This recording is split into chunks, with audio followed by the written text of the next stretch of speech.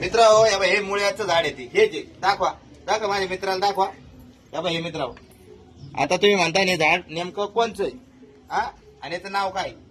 मित्र सगळ्यात प्रथम सांगतो मी तुम्हाला, याचं नाव शिंदूड माकुड आहे.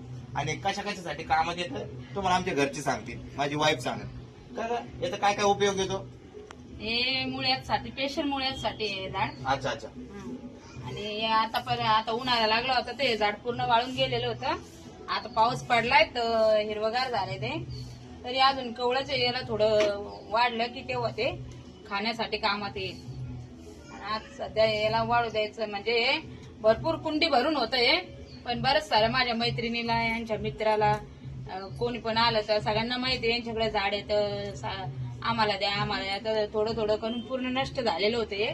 थोडंच राहिलं होतं ते पण वाळून गेलं. पण आता पावसानं झालं हिरवगार ते.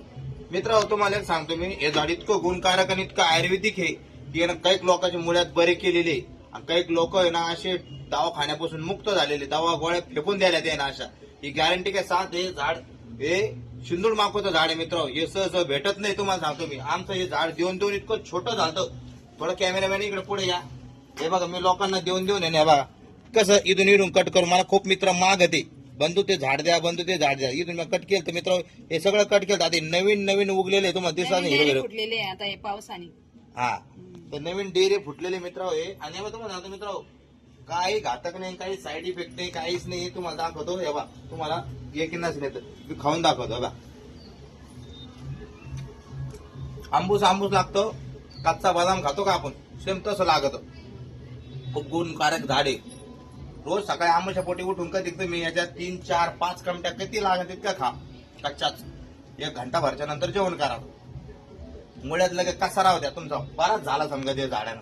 इतकं भारी झाड आहे ना का. हो, तुम्हाला आता मी तुमच्या पाहुण्याला सांगा आणि माझा व्हिडिओ जास्तीत जास्त लोकांना शेअर करा. कारण पावसात दिवस तर कुठे पण मुक्त आता भेटच राहतंय.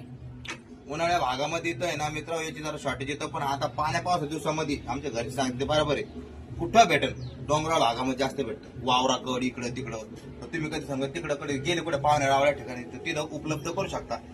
हा, झाडाची ओळख कशी तुम्हाला पटली नाही आता तर तुम्हाला एकदा दाखवून मी जवळून घ्या बा कशी दिसतं. काही जणांना वाटतंय काटे, पण काटे नाही, पान आहे झाडाचे. हा, काटे वगैरे काही नाही त्याला. नाही कवळे कवळे त्याची डिझाईन आहे आणि खायचं. त्याची कवळी डिझाईन आहे मित्र ही. ती काय काटे गिटे नाही. मी त्याला हात लावतो, माझ्या हाताला काही टोचून नाही राहिलं, काही व्हाय नाही आहे का. ते फक्त त्याची डिझाईन, त्याची निर्मिती तशी, त्याची कोरपटच्या झाडावानी तशी.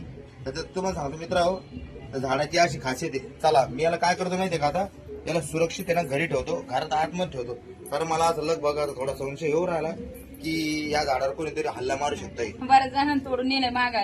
कारण काय आम्ही जरा आहे ना काय होतं माहिती का, घरी एखाद्या वेळेस नसलो ना ते झाड आहे ना हे करते. आता आम्ही गावाला जाणार आहे आता 2 दिवसासाठी, तर हे झाड कोणी बी चोरून नेऊ शकतोय. त्याच्यामुळे आता त्याला घरात लपून ठेवतो. हा, म्हणजे ते करून ना कोणी याला घेऊन जाणार नाही. कारण हे गुणकारक झाड आहे मित्र, असं भेटत नाही झाड.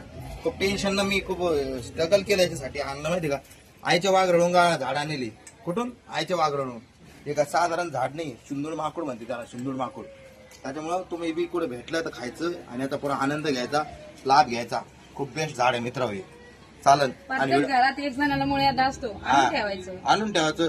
कारण काय माहिती आपल्या माहिती प्रत्येकाच्या घरात शुगर बीपी साठी पण खूप लाभदायक बरं का मित्र हे. नुसतं मुळ्यात नाही, शुगर बीपी साठी पण याचा वापर करू शकता तुम्ही. तर हे झाडाचं चांगलेले आयुर्वेदिक जुन्या काळातले प्राचीन काळातले आपले लोक याचा पूर्ण फायदा घेत होते आणि आनंद घेत होते. तर तुम्ही पण आनंद घ्यायचा. ओके, व्हिडिओ कसा वाटला मला कमेंटमध्ये सांगा. आणि काय त्याला सबस्क्राईब केल्याशिवाय राहू नका. तुमच्या बंधूला सपोर्ट करा. तुमच्यासाठी असे चांगले चांगले नवीन नवीन व्हिडिओ मी आणत राहीन. ओके, जय हिंद, जय महाराष्ट्र. जय महाराष्ट्र.